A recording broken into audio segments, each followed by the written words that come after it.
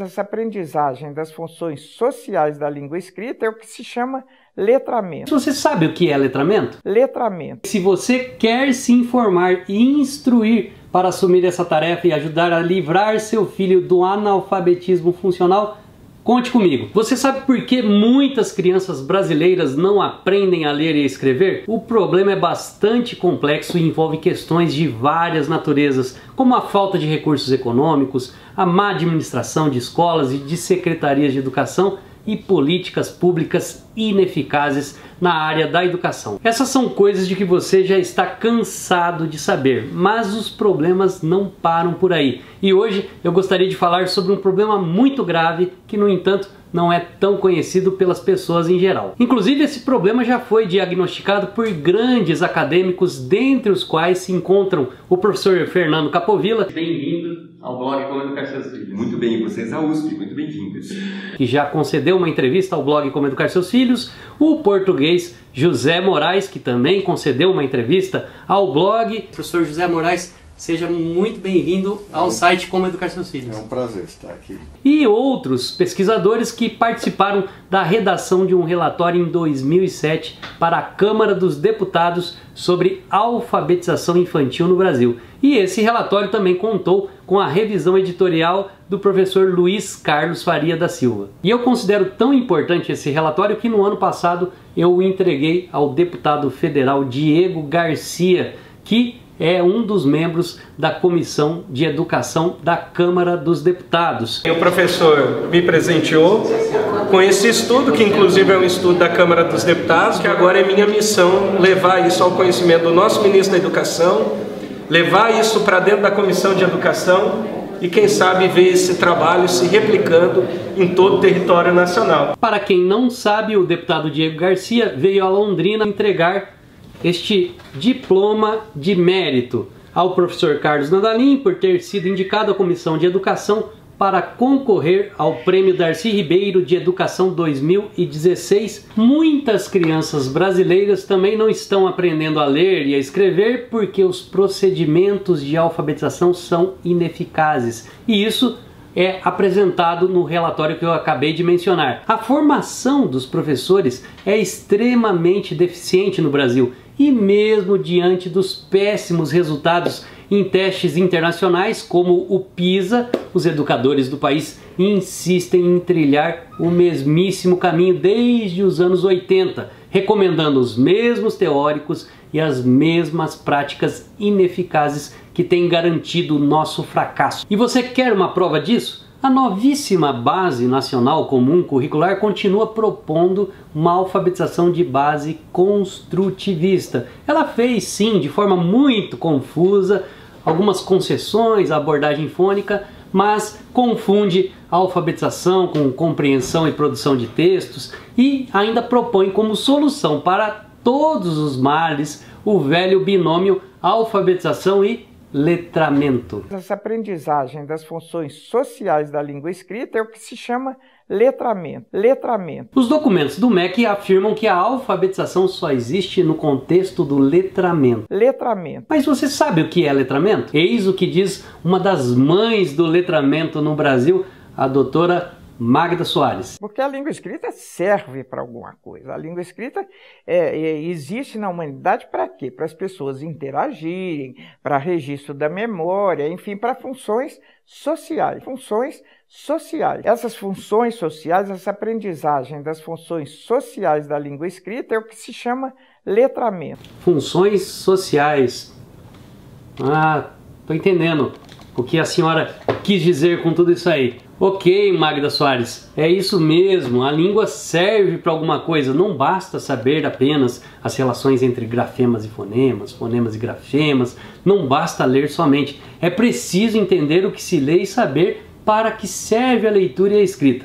É preciso ir muito além das letrinhas, dos grafemas, não é mesmo? Você está certa, mas o fato, doutora Magda, é o seguinte, que as nossas crianças não estão aprendendo nem isso. Já.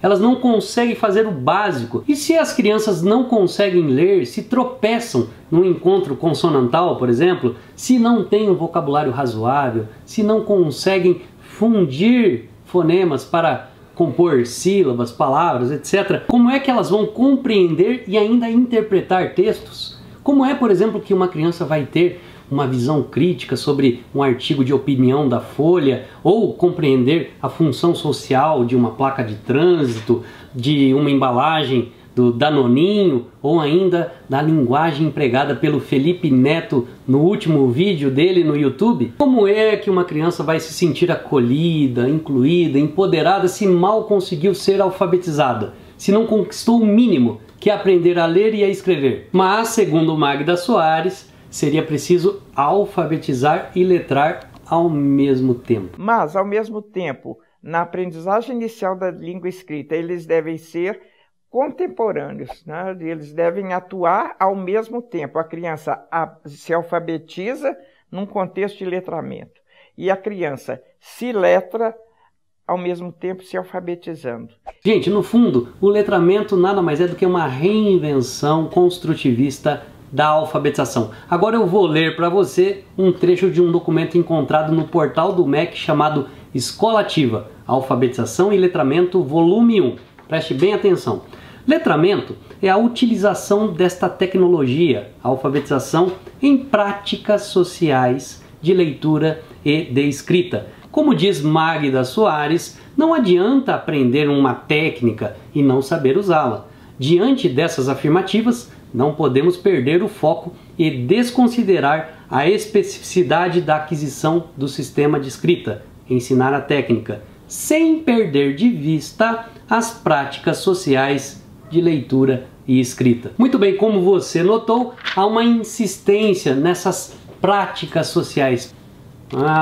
Tô entendendo. Por que isso acontece? Porque o letramento é, em suma, a aplicação do construtivismo ao ensino de leitura e escrita, ponto final. É uma reinvenção construtivista da alfabetização. O letramento é também uma espécie de ambientação latino-americana, especialmente brasileira, do Whole Language. Eu já falei sobre esse assunto aqui no blog. O Whole Language é um movimento que teve início nos Estados Unidos, segundo o qual o aprendizado da leitura e da escrita não seria substancialmente diferente do aprendizado da língua oral. Mas o Whole Language fracassou em países como Israel e no estado da Califórnia. Fracasso constatado a tempo pelos governos, que logo trataram de reformular suas políticas educacionais. Tô entendendo. E você sabe o que essa abordagem sobrevaloriza? Essa abordagem sobrevaloriza o papel das funções sociais da linguagem no processo de aprendizagem da leitura e da escrita. E é o que vemos nos documentos do MEC voltados para os professores alfabetizadores. E essa abordagem demonstra uma preocupação exagerada com a construção de uma sociedade igualitária, democrática e pluralista, em formar leitores críticos, engajados e conscientes, em acabar com os preconceitos e discriminações de todo tipo. Muito bem, por outro lado, falta a esses documentos uma orientação clara, com base em evidências científicas comprovadas e atualizadas de como alfabetizar as crianças. Faltam, por exemplo, requisitos claros e específicos para a formação inicial de professores alfabetizadores. Aliás, essa deficiência na formação dos professores também é constatada pela própria Magda Soares. Os professores hoje são bem formados para isso? Esse é o grande problema. Esse é o grande problema. Não estão. Os professores não estão sendo formados para isso.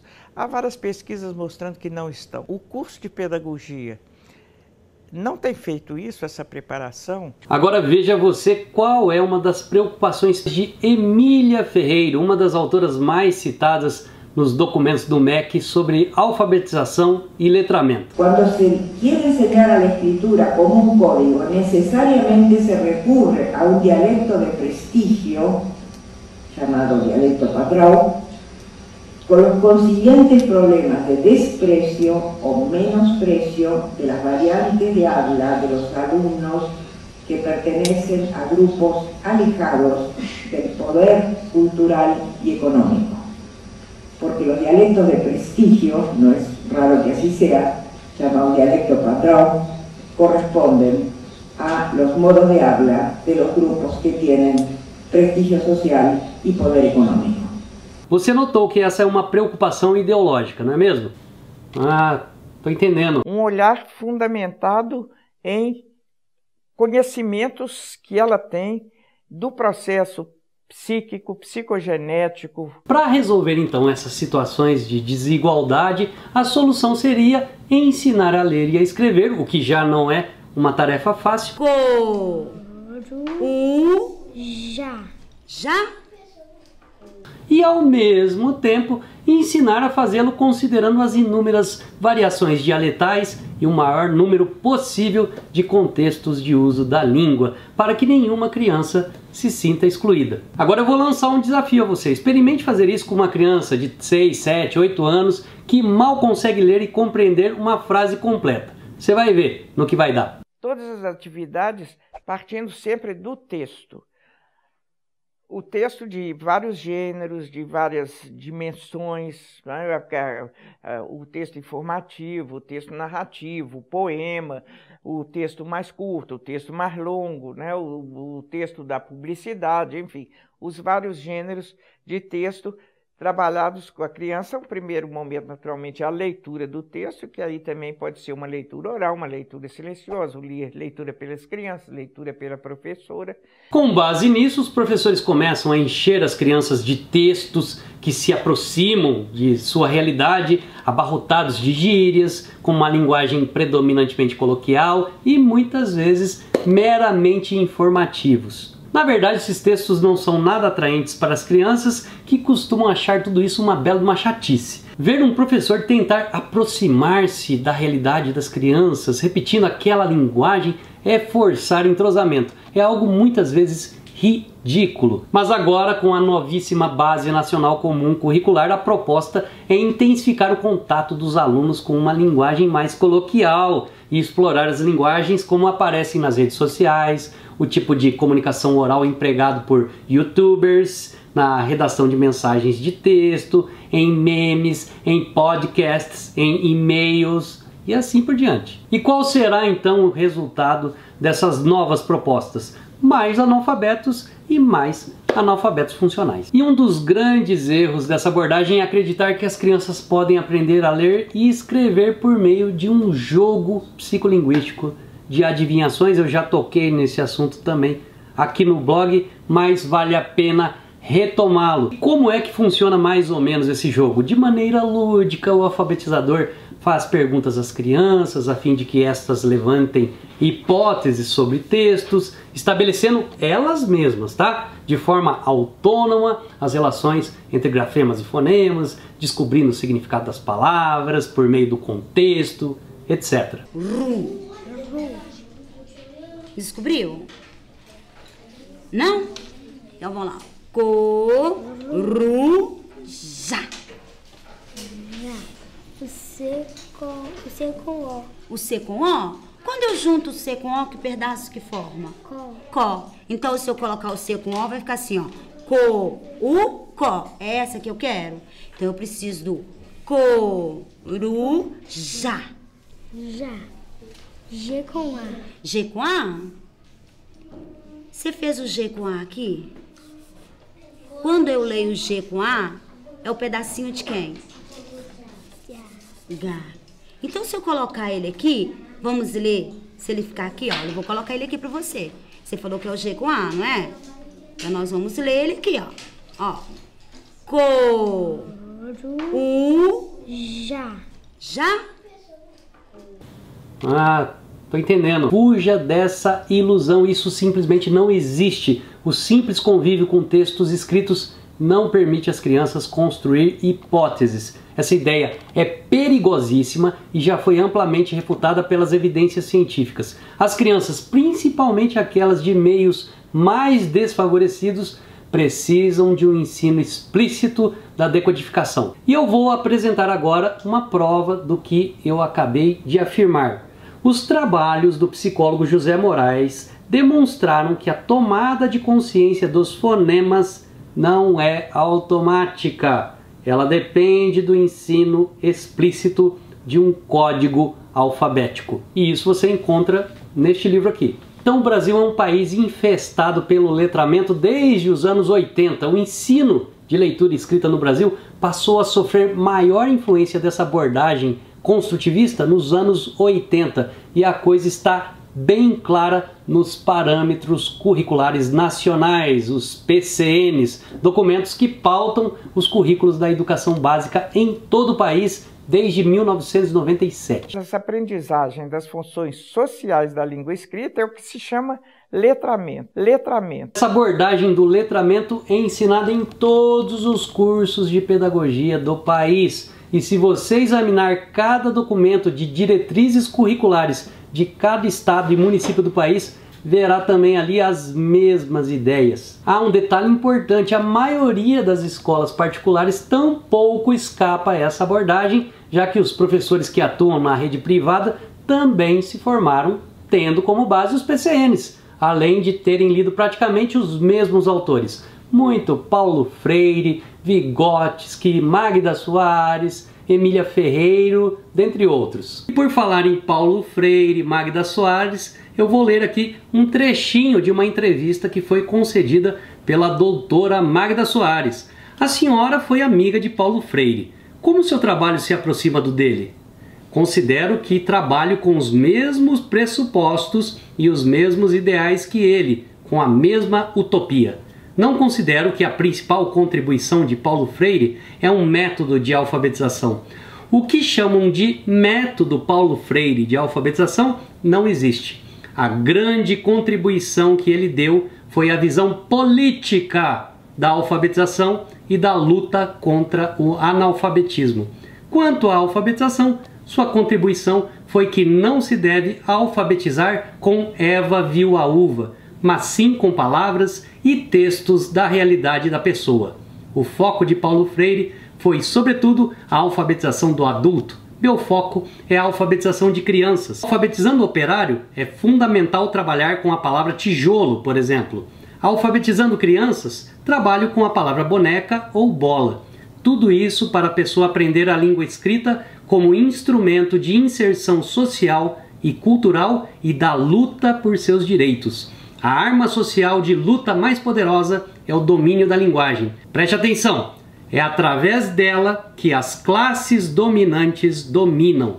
É essa visão que Paulo Freire tinha e que eu tenho. Aquilo tudo me remeteu a Marx. Foi a realidade deles que me remeteu a Marx. E a conclusão é uma só: a maioria de nossos pedagogos e profissionais da área da educação é formada para construir edifícios sem fundação sólida. Há tanta preocupação em fomentar a socialização e em promover uma visão crítica na criança que resta pouco tempo e pouco investimento para ensinar o básico, o fundamental. Já? Ah, tô entendendo. E aí, você quer confiar a alfabetização de seus filhos a esses educadores? Ou prefere garantir que eles tenham uma fundação sólida em sua educação? Muito bem, se você está aí preocupado com a educação de seus filhos, preocupado com a alfabetização de seus filhos, saiba você que a doutora Magda Soares diz que não cabe aos pais alfabetizarem seus filhos, uma vez que os pais não têm uma formação adequada. A escola precisa fazer aquilo que não cabe à família fazer, porque é preciso ter formação para fazer isso, é metodizar essa aprendizagem da cultura escrita. Olha que coisa curiosa, a mesma autora diz também que os professores não estão recebendo uma formação adequada, inclusive de grupos de formação continuada, dos quais ela mesma participou. É a deixa para a minha pergunta. Os professores hoje são bem formados para isso? Esse é o grande problema. Esse é o grande problema. Não estão. Os professores não estão sendo formados para isso. Há várias pesquisas mostrando que não estão. Os professores se queixam que não estão. O curso de pedagogia não tem feito isso, essa preparação, porque ele fica dividido entre dar os fundamentos e essa parte de formação propriamente do professor que vai para a sala de aula está muito secundarizado. Conclusão: de acordo com a doutora Magda Soares, você que é pai deve cruzar os braços e aguardar um programa de formação que melhore as capacidades dos professores de seu filho, sem fazer nada diante dessa situação. Mas José Moraes, autor reconhecido internacionalmente, que concedeu uma entrevista ao blog Como Educar Seus Filhos, disse o seguinte em um de seus livros: voltemos às competências básicas da aprendizagem da leitura. A identificação das letras, que supõe a atenção aos traços visuais que as distinguem umas das outras, e o conhecimento da maneira de pronunciá-las, e a consciência dos fonemas, que se concretiza em habilidades de manipulação dessas unidades, são competências que, pela sua importância para a aprendizagem da leitura, têm de ser adquiridas e ensinadas no começo desse processo. É uma tarefa para os professores e, por que não, também para os pais adequadamente informados e instruídos. Em outro momento você diz que a alfabetização, né, é uma missão dos professores. E aí você destaca: e por que não também dos pais, desde que devidamente informados e instruídos? Eu queria que você falasse um pouquinho sobre esse trecho do livro, porque há pais que pensam assim: eu não tenho curso de pedagogia, como que eu vou alfabetizar meus filhos, já que as escolas não estão cumprindo com o seu papel? Não precisa de curso de pedagogia. Primeira coisa que é preciso é ter vontade que o seu filho ou a sua filha se desenvolva a nível de linguagem, a nível social, todos esses aspectos, não é?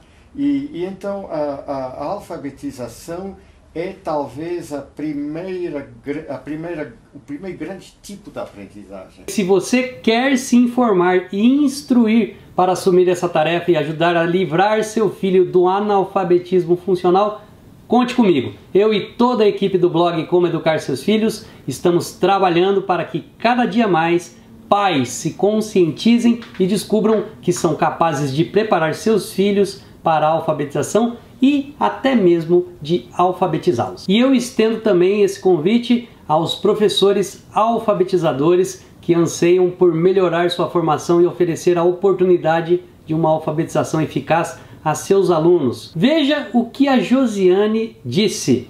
Ótimo vídeo, sou pedagoga e aluna do professor Carlos Nadalim, aprendendo mais com ele do que aprendi na faculdade.